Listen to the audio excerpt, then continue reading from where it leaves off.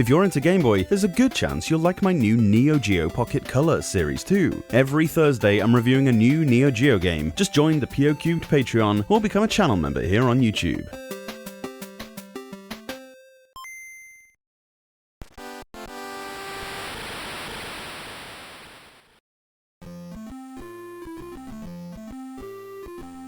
One of the all-time most successful men in the history of golf is Jack Nicklaus. He won loads of majors in the 60s and, after a short decline, came back to virtually dominate the 70s. A long and storied career spreading multiple decades, his name is still synonymous with the sport today. How much of that is due to the series of video games boasting his name, I'm not so sure, but the golf games on Game Boy have been better than most when it comes to sports, so I'm always down to try another one. First off, you have 4 different courses to choose from and can play with up to 4 players, alternating on the same console. No need for a link cable here.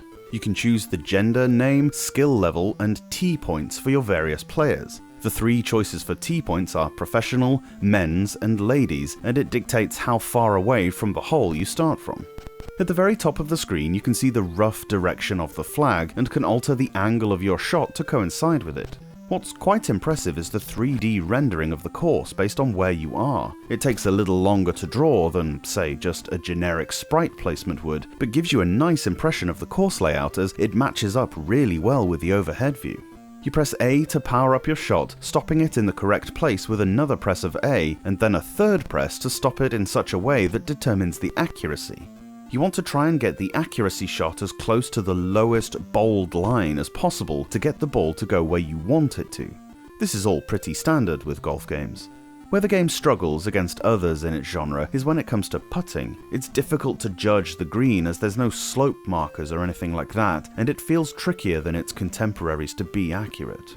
The start menu allows you to choose the condition of the course, whether you want it to be dry, normal, or wet, and also how powerful the wind is.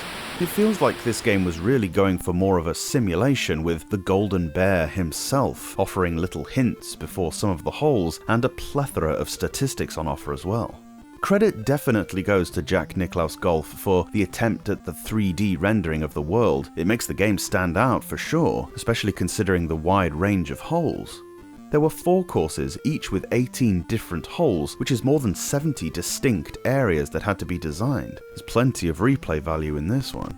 Apparently, some of the holes are based on real-world ones as well, which I can't necessarily attest to the accuracy of, as the game came out 30 years ago and the courses in question could well be apartment blocks by now.